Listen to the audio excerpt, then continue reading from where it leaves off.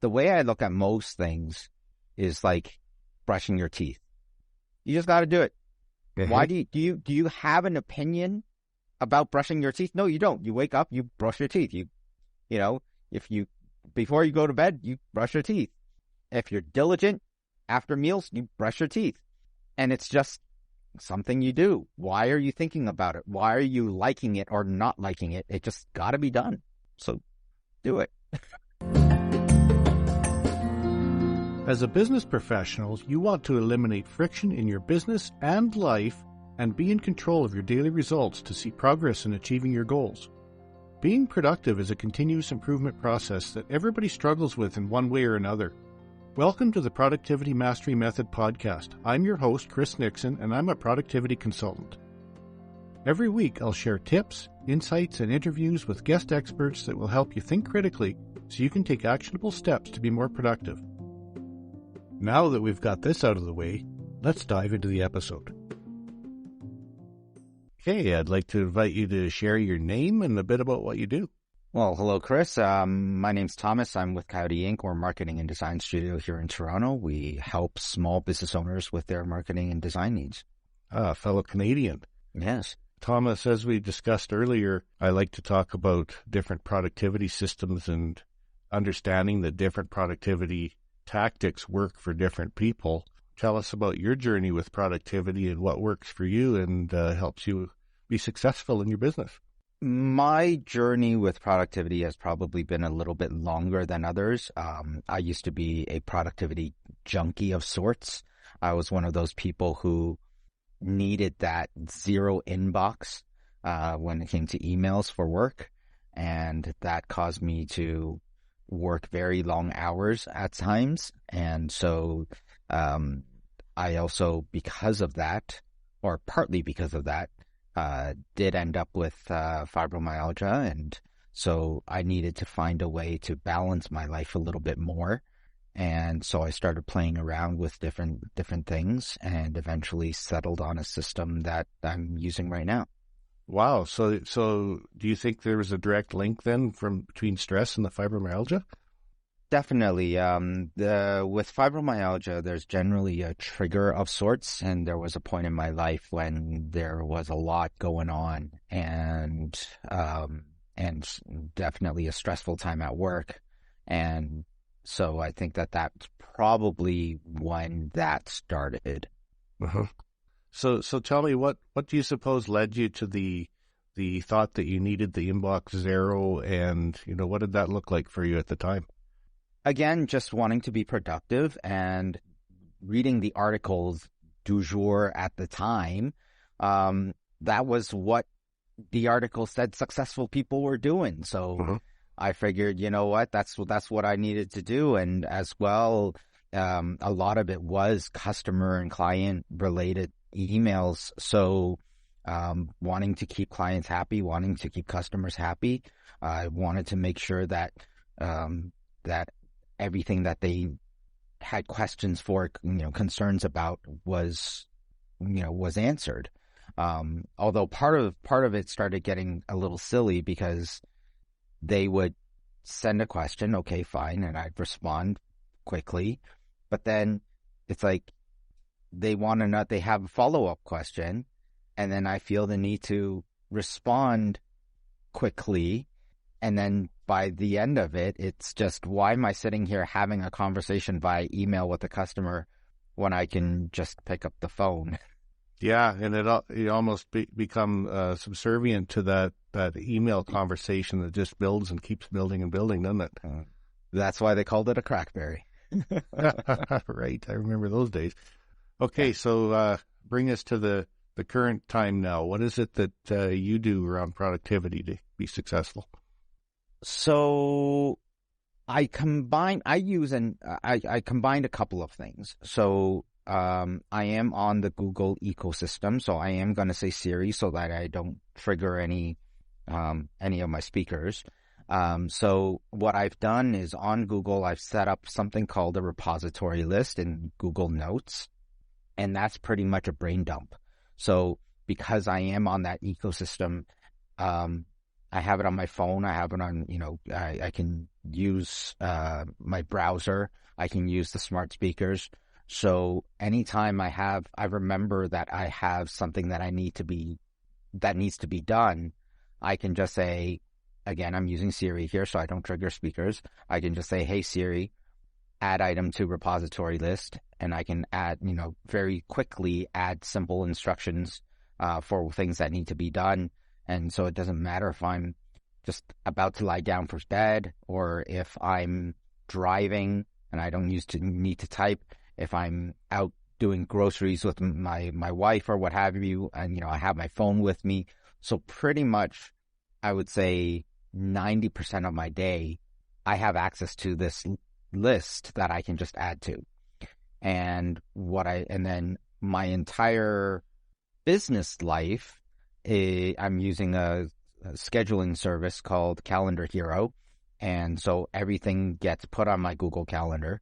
And so everything is there on that one page, the calendar, and then the notes on the sidebar.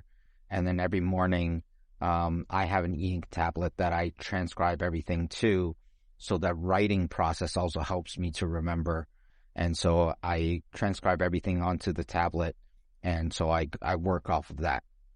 Wonderful. So one of the things that I've discovered and helped clients with is the concept of getting things out of your brain when you think of them, because the brain takes a lot of energy, more than we realize.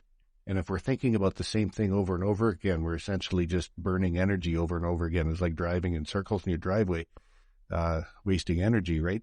So when you have a thought, if you can get it out of that system, or get it into a system that's trusted, this is what you're describing with your repository. Uh-huh. So how did you discover that was important for you to get stuff out of your brain right away? Very important, because over the years I've been, and this is also one of the reasons why I wanted that zero inbox as well, because I'm very forgetful. And I, quite scatterbrained, and I forget things the moment I turn around and do something else. And so it was affecting how I work, right? Having completed those emails and having that zero inbox means that I'm not taking anything outside of the office then, or I'm not carrying anything after I put my phone down, or putting the BlackBerry down. And so that was one of the reasons why I was doing that. But again, if it's not in front of me and I'm not looking directly at it, I've forgotten it. And so, when it comes to not just work stuff, but again, with family stuff as well, it gets in the way because I keep forgetting things. And it's not that I'm not trying to procrastinate. It's just, I forget. And so, having that repository there means that if I have that thought at that moment, putting it there into the repository as a brain dump, then I don't have to worry about forgetting it, and I don't have to feel guilty that I've forgotten to do something for somebody. Mm-hmm. So you mentioned then there's the calendar and then there's the daily tablet. So how does that repository translate to the daily tablet? So I used to carry around multiple notebooks because I wear different hats. And so for a while I was trying to use the physical notebooks because I do find the process of writing things down to be helpful. Mm-hmm. The physical act of actually scrawling letters onto paper did help. But having different hats in your life, you end up having, if you put everything in one notebook, you're flipping back and forth, flipping here, flipping there, and you end up spending more time flipping than actually getting things done.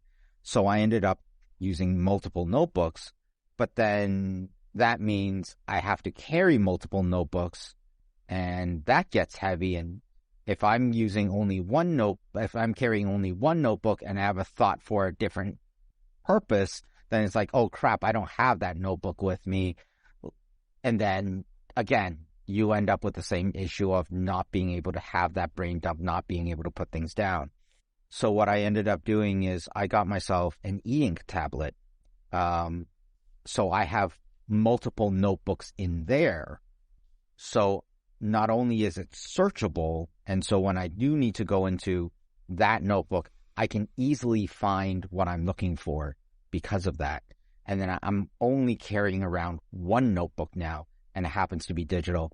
And because it's e-ink, I don't have to worry that much about it running out of batteries, because it's e-ink. It doesn't take that much battery. Like, one charge will last me 1 to 2 weeks. Really, that's fascinating. So, do you still get the tactile benefits of handwriting on the tablet? Yeah. So yeah, because it's a tablet, there's a pen that I use for it. I've gotten one that is actually not a stylus type pen, but it's actually like a pen. Uh-huh. So it's shaped like a pen. It feels like a pen. So when I'm writing it, it kind of tricks my brain into thinking that it is a pen. And so I use that to write, to transcribe my daily things that I need to do, my schedule onto it every morning. First thing I do when I get to work. For work, I set the notebooks up per month, and so at the first day of every month, I turn the old month into a PDF so that can be easily searchable as well.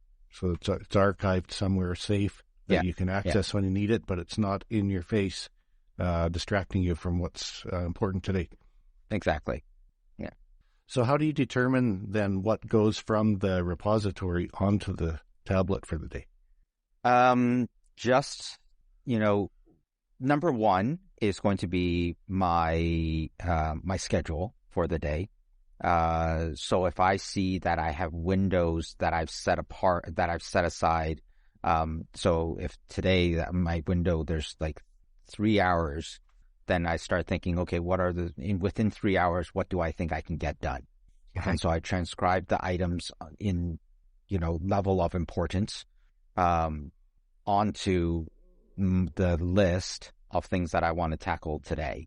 And we mentioned that I had fibromyalgia, so I try not to overdo it. Right. And it's just, okay, what do I absolutely need to do today? What should I get done today? And what would I like to get done today? And then it's looking at those kinds of priorities and saying, okay, well, that one doesn't need to be done today. I will leave that in the repository and I will deal with that tomorrow. And being okay with that. Yeah, I imagine you have good days and bad days. And do you have some sort of an indication in the morning, like this is going to be a good day or this isn't, and you're able to calibrate? Or do you have to calibrate throughout the day as you experience it? For me, I've been fortunate. Mostly my flare-ups have been fairly mild. There are days where I struggle more, in which on my to-do list for the day, I guess, I transcribe fewer things. There are some days where I just leave it completely blank because I know I'm not going to be able to do anything, or you know what, let me just try to do this one thing. Uh-huh. And being okay with that and learning to be happy about that. And how's that learning going? Are you getting better at that, or are you quite comfortable now, or do you still feel that you struggle sometimes?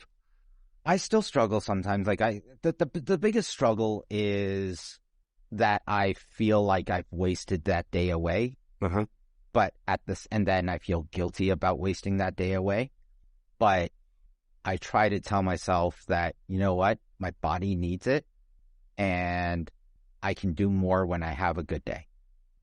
So that helps, but it still happens. I mean, I've been dealing with this for, it's 2022, since 2005. So, I got into marketing, so I don't have to do math.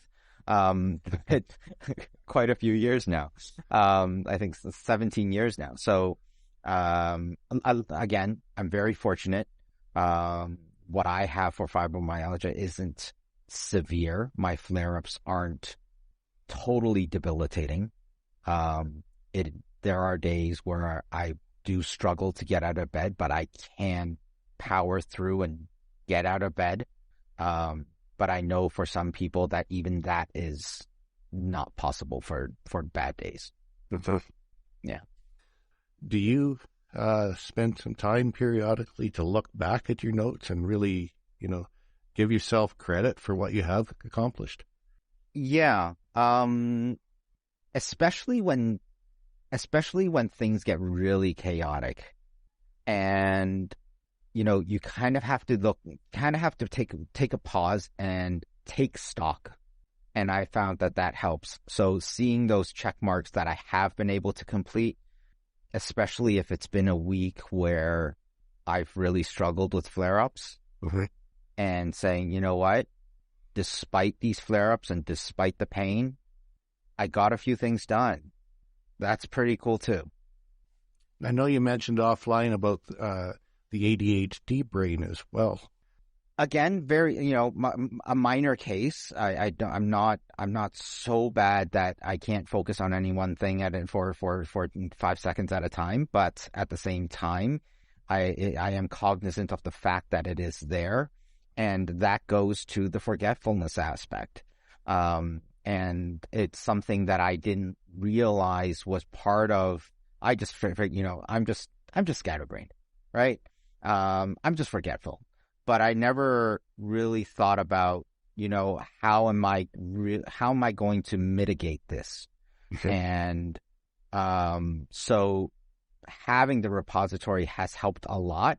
I still forget things, and I still get distracted. And sometimes I will take a look at my list of things that I want to do, turn one way, end up doing something else, and completely forgot even that one thing that I just looked at.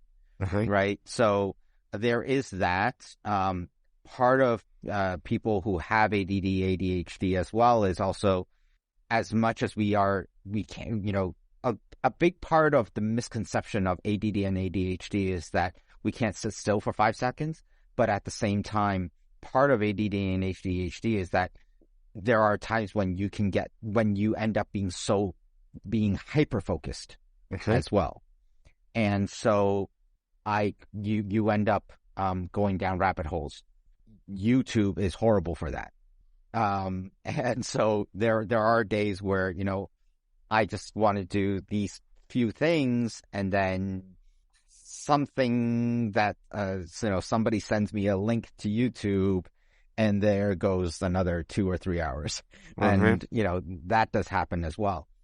But again, with the digital, the e-ink tablet that I have, one of the reasons why I chose an e-ink tablet is because while you can go on YouTube with it, you really don't want to watch YouTube on it. So all of those distractions are eliminated. Right. It's taken away from you. So it's essentially a digital notebook. And so when I'm using it, if I'm writing down notes, preparing for, say, for example, a podcast interview, then my focus ends up being on that as opposed to being distracted by, 5,000 different other things. So you mentioned that you've done some other tactics in the past that didn't necessarily work as well as you'd like. I know you mentioned the inbox zero. Was there anything else that you tried and ditched, so to speak? There is a process by a gentleman, I believe his name is J.B. Glossinger, called The Sacred Six. And I read his book, and I tried his system for a while. And the basis of that is that at any point in time, we really can't be focused on more than 6 projects at a time. I did use Pomodoro for a little while. And why that didn't work for me was I was on Zoom calls quite a bit. And because of that, you can't really, you have to remember to start the timer and then end the timer and then start the timer again and then end the timer. And it just, when you're getting calls interrupted throughout the day, that ends up not really working. If you were writing a book, I think that would be excellent because Okay. you would write for whatever, like 20 minutes or half an hour, what have you, take that 5-minute break, 10-minute break, go back to it. And something like that, I think you can use Pomodoro for. But when you're getting interrupted all the time, it just didn't work for me. I tried bullet journaling, and that didn't work for me because I ended up spending more time trying to set up the bullet journal than I was using it. And then again, we're talking about that physical notebook, and this is when I had multiple notebooks, in which case I had my bullet journal in the one notebook that I might not be carrying with me if I'm at IKEA. And in which case I end up not really using the notebook anymore.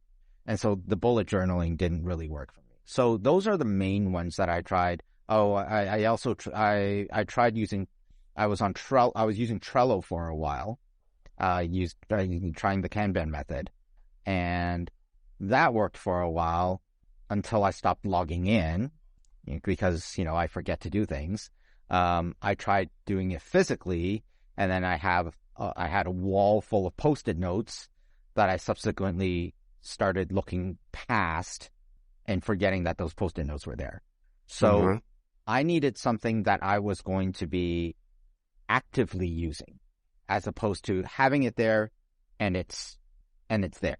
So, which is why I can't really use the Google Calendar where I have my schedule set up and just use that as my day-to-day. Let me go look at that and figure out my day, because I will stop looking at it.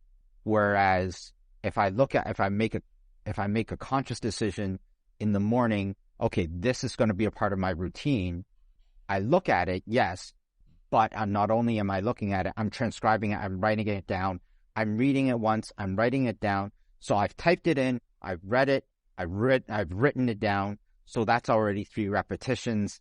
And so there might be another repetition in there for me when I go and review it again in a couple of hours. Oh, what's next on my list? And so I'll be looking at it again. So, throughout the day, I'm looking at that I'm going through that process maybe 6, 7, 8 times a day. So do your daily meetings then show up in your e-ink tablet as well? Or are you still looking at Google? Okay, so I can, but it's not that process, because that process isn't very good. It can be done, but it's not done very well. So I prefer, and also because if it's already automatically on there, I run the risk again of just completely ignoring it after a while. So I make it a point that I have to transcribe it. And yeah. So it's really like setting up your day for success.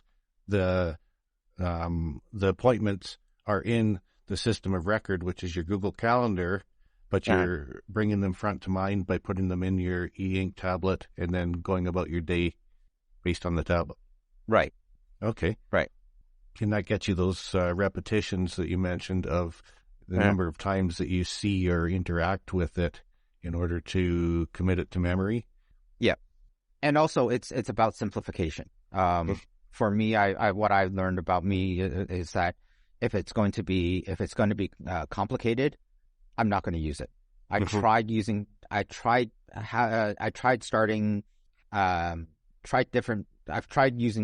trackers for a while. Yeah, that doesn't take, because it's just too much trouble for me for something that, if get up and stretch, just get up and stretch, as opposed to, let me see at my habit tracker if I've been stretching lately. It just doesn't, it never really worked for me. So I just got rid of that, and I said, you know what? I'm just going to make it a point where when I am taking my breaks, I get up, I do maybe, 5 minutes of stretching, get some oxygen back in, and move on. Just being mindful of what's important to you and what you need to do. Yeah. So, and there are days where I forget, and I'm okay with that. And again, for me, it has ended up being more about being okay with myself and being okay with what I can do and what I can't do, and appreciating when I can, like appreciating when I can do things. And so, number one, I've ended up becoming, between my diagnosis, my fibromyalgia diagnosis, and now, I've gotten a lot more productive again, which is a huge win for me. But at the same time, and because I understand that, like, look, you're being a lot more productive than you have been in the past, well, now 15, 17 years. So be okay with that and stop feeling guilty about it. And there are things that you aren't going to get done. Well, 9 times out of 10, there are no fires in marketing. It can be done tomorrow. Yeah, I think people respect generally clear communication, honesty, and it sounds like you're acting with intention. So instead of trying to set the bar too high and being stressed and maybe failing and not meeting commitments to customers, you're intentionally setting out the expectations and clearly communicating it. And I believe that as a customer myself, I would be totally okay with that. So do you have tactics that you use for longer term thinking, goal setting, that sort of thing? And if so, how do you make sure that what you're doing on a daily or weekly basis is moving those goals forward? Let's say I want to do a website rebranding, and I know that that's a longer term goal, and that part is okay. So I don't need to write that long term goal down. And for me, looking at it too far out doesn't really help me. So kind of taking a page out of that Sacred Six process, it is just that very short-term goal, turning that short-term goal into items that I put into my repository. So I'm always doing something that is working towards it, but not stressing myself out that it needs to get done, this needs to happen in 2 months. This needs to happen in 3 months. It's fuzzy. I want to get to it by, say 6 months. Okay, well, here's my steps. And so I can just say, okay, here's the first step. Here's the next step. Here's the step after that. And then just tackling those items, one nice big goal, and then here's the breakdown of all the things that need to happen for that to happen. Okay, these are individual tasks, and I'm just going to tackle them one by one. Now, that being said, I have the benefit and luxury of doing that because, Coyote is my company. So the deadlines I set are the deadlines I set, and it's not being set by somebody else. The process is going to be slower, but again, fibromyalgia, gotta learn to take it easy. Let's not go crazy here. When you do have good days, do a few more. When you have bad days, okay, do a little bit less. As long as the clients are taken care of, and again, taking care of a client for me might be, I will respond to this tomorrow, or what have you. And just laying it out that way, just to, at any point in time, buying myself more time and also relieving stress, getting my team to help out with different things so that I have less on my plate, bringing in other team members for certain tasks, so that, again, more time is taken off of my plate. So anytime I can think of ways to do that, I try to do. It's management of this thing called fibromyalgia. I don't wish it on my worst enemy, but I count my blessings because, like I said, mine is already minor. I'm a part of a few online groups where they do talk about other people who have fibromyalgia, and some of those stories are horrific. There are days where days at a time when they cannot get anything done. And getting out of bed is the struggle for the day. And I have had a couple of those, but I'm fortunate that it's not a regular thing for me. But I keep telling people as well, we got to celebrate the wins, even if they're small. Sometimes the biggest win of my day is getting out of bed, and I have to pat myself on the back on it. And it might not be anything to you, but I got out of bed today, and I feel good about that. That's huge. I love that mindset. Celebrate the wins. Keeps us going, doesn't it? And also, if you look back at those wins, and again, taking stock, like we were talking about, right? Sometimes it's like, wow, that's a lot that happened that I should be celebrating. Thomas, thanks so much for sharing your productivity journey with us. Productivity tactics that work with fibromyalgia with a side of ADHD. Happy to do it. And thank you for having me on. Hopefully it helps a couple people, or at least gives them something to think about. But it's a journey, and one that we're all on, and hopefully this has been helpful to you. So I'd like to invite you to share more specifically about who your business serves and who should reach out to you and how they can do that.